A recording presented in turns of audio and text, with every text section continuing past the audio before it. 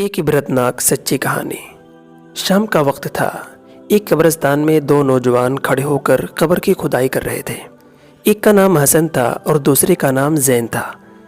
یہ قبر ان کے دوست راشد کی تھی۔ حسن راشد کا کزن بھی تھا جبکہ زین ان دونوں کا دوست تھا۔ ایک ہفتے کے بعد راشد کی شادی تھی، لیکن خاندانی دشمنی کی بنا پر راشد کا قتل کر دیا گیا تھا۔ جس گھر میں خوشیوں کا ماحول تھا اس گھر میں غم کی چادر بچھ گئی۔ راشد کے ماں باپ تو جیسے زندہ ہی دفن کر دیے گئے ہوں۔ گھر پر تو جیسے قیامت ہی ٹوٹ پڑی تھی۔ قبر کھودنے والے نے قبر کی کھدائی مکمل کی اور ان دونوں سے کہا، یہ لو بیٹا، جب جنازہ آ جائے تو خبر کر دینا، میں ذرا جھوپڑی میں آرام کر لیتا ہوں۔ یہ کہہ کر قبر کھودنے والے چچا اپنی جھوپڑی کی طرف چل دیے۔ حسن نے کانپتے ہاتھوں سے اپنے گھر والوں کو فون ملایا اور کہا کہ جنازہ کتنی دیر میں آ جائے گا۔ یہ کہہ کر رونے لگا، اس لیے کہ ان تینوں کی آپس میں بڑی گہری دوستی تھی۔ حسن غم سے نڈال قبر کے پاس کھڑا تھا۔ جیسے جیسے شام ڈھلتی رہی اندھیرا بڑھتا جا رہا تھا، لیکن زین تو اپنے ہی خیالوں میں گم تھا۔ حسن نے جیسے ہی زین کو بلایا تو وہ چونک پڑا اور بولا کہ رات کے وقت کس قدر خوف ہوتا ہوگا۔ وہ تو مردے ہی ہیں جو یہاں رہ جاتے ہیں، ورنہ زندہ انسان تو مارے خوف کی ہی مر جائے۔ میں تو یہ سوچ رہا ہوں کہ فرشتے کیسے قبر میں آتے ہوں گے اور کیسے سوال و جواب کرتے ہوں گے۔ اس طرح کی عجیب عجیب باتیں کر رہا تھا۔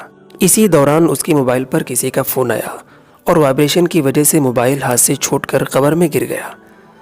حسن بہت ہی غصے سے زین کی طرف دیکھ رہا تھا، لیکن اس میں زین کا کوئی قصور نہیں تھا۔ زین نے کہا، غلطی سے گر گیا میرا بھائی، اب میری مدد تو کرو، اپنا فون تو اٹھا لو۔ یہ کہہ کر زین قبر میں اترا اور موبائل جو کہ مٹی سے بھر چکا تھا اسے اٹھایا اور حسن کی مدد سے قبر سے باہر آ گیا۔ اس کے بعد حسن قبر سے دور ایک پتھر پر جا کر لیٹ گیا اور دونوں راشد کی میت کے آنے کا انتظار کرنے لگے، لیکن زین کے دماغ میں کچھ الگ ہی چل رہا تھا۔ راشد کی قبر کے پاس کچھ سلیبیں رکھی تھی۔ جب زین کی نظر ان پر پڑی تو وہ حسن سے کہنے لگا کہ کیا تم سلیبیں اکیلے اٹھا سکتے ہو؟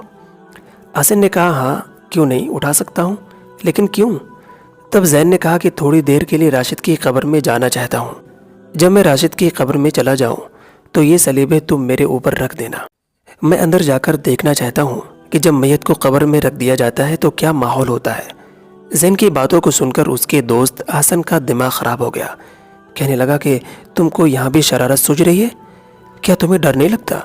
اور اگر اتنی دیر میں جنازہ آ گیا تو سب کیا سوچیں گے کہ اپنے دوست کی قبر سے مزاق کر رہا تھا؟ نہ بابا نہ، میں تمہاری کوئی مدد نہیں کروں گا۔ لیکن زین بار بار اصرار کرنے لگا کہ بس تھوڑی دیر کی تو بات ہے، باہر آ جاؤں گا۔ حسن نے اسے لاکھ منع کیا، لیکن زین تو کہاں باز آنے والا تھا۔ کہنے لگا، اچھا یہ میری آخری شرارت ہوگی، اس کے بعد کوئی بھی شرارت نہیں کروں گا، پھر تم میری شرارتوں کو یاد بھی کرو گے۔ اس طرح زین کے منانے پر حسن مان گیا اور زین بے خوف ہو کر راشد کی قبر میں اتر گیا اور اندر بیٹھ گیا۔ اس کے بعد حسن نے ایک ایک کر کے سلیبیں بھی اوپر رکھ دی۔ حسن نے کہا، کیا تمہارے اوپر مٹی بھی ڈال دوں؟ زین نے مسکراتے ہوئے کہا، ڈال دو میرے بھائی، اجازت ہے۔ اس کے بعد حسن نے چوتھی سلیبیں بھی اوپر رکھ دیں اور دور جا کر بیٹھ گیا۔ اب مارے خوف کے حسن کا برا حال تھا۔ وہ سوچ رہا تھا کہ اگر راشد کا جنازہ آ گیا تو کیا ہوگا۔ یہ سوچ کر ایک دم اٹھا، قبر کے نزدیک گیا اور زین کو میسج کیا کہ اگر تم کہو تو اب اٹھا لوں سلیبیں۔ لیکن اندر سے کوئی جواب نہیں آیا۔ کچھ دیر انتظار کرنے کے بعد پھر میسج کیا، لیکن اب بھی کوئی جواب نہیں ملا۔ آخر میں اس نے فون ملایا تو آواز آئی کہ آپ نے جس نمبر پر فون کیا ہے وہ ابھی اپلبدھ نہیں ہے۔ حسن بہت ڈرنے لگا، سوچنے لگا کہ کہیں زین کو کچھ ہو تو نہیں گیا۔ یہ سوچ کر اس نے سلیبیں اٹھانا شروع کی، لیکن سلیبیں اٹھ ہی نہیں رہی تھیں، جبکہ یہ وہی سلیبیں تھیں کہ جسے حسن نے کچھ دیر پہلے اکیلے اٹھائی تھی، لیکن اب وہ سلیبیں ہلنے کا نام ہی نہیں لے رہی تھیں۔ اب مارے خوف کے قبر کھودنے والے چچا کی جھوپڑی کی طرف دوڑا، انہیں ساتھ آنے کو کہا۔ جب قبر پر پہنچے تو چچا نے کہا کہ جنازہ اب تک نہیں آیا۔ تب حسن نے انہیں پورا معاملہ بتایا۔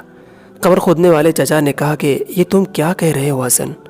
اس کے بعد دونوں نے مل کر سلیبیں اٹھانے کی لاکھ کوشش کی، لیکن پھر بھی وہ سلیبیں اپنی جگہ سے ہل ہی نہیں رہی تھیں۔ حسن نے اپنے بڑے بھائی کو فون ملایا اور ساری باتیں بتا دی۔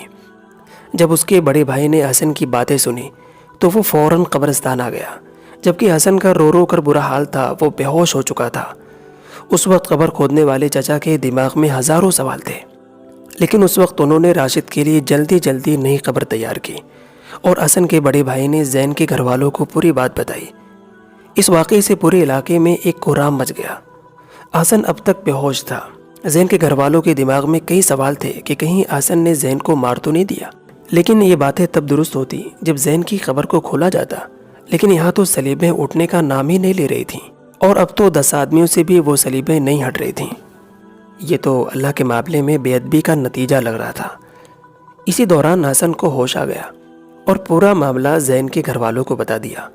سب حیران تھے کہ یہ کیسے ہو سکتا ہے، آخر یہ سلیبیں ہٹ کیوں نہیں رہی ہیں، جبکہ زین تو ایک دم صحیح سالم تھا۔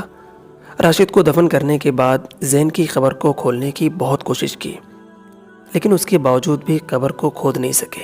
یہ زین کی شرارت کا عبرت ناک انجام تھا۔ اس واقعے کو 1 مہینہ بیت گیا تھا، لیکن حسن کو زین کی آخری باتیں بار بار یاد آ رہی تھیں کہ یہ میری آخری شرارت ہوگی، تم یاد کرو گے میری شرارتوں کو۔ اور تو اور زین نے یہ بھی کہا تھا کہ مٹی ڈال دو، تمہیں اجازت ہے۔ حسن اس کی باتوں کو سوچ کر بہت روتا، چیختا اور چلاتا تھا۔ کیسے ایک مذاق نے اچھے خاصے انسان کی جان لے لی، اور مذاق بھی اس قبر کے ساتھ کہ جسے سوچ کر انسان کے رونگٹے کھڑے ہو جاتے ہیں۔ اور وہ کیسا انسان تھا کہ قبر میں اترتے ہوئے اسے خوف نہیں آیا۔ دراصل قبر آخرت کی پہلی منزل ہے، اگر اسی سے مذاق کیا جائے تو انجام بھلا کیسے اچھا ہوگا۔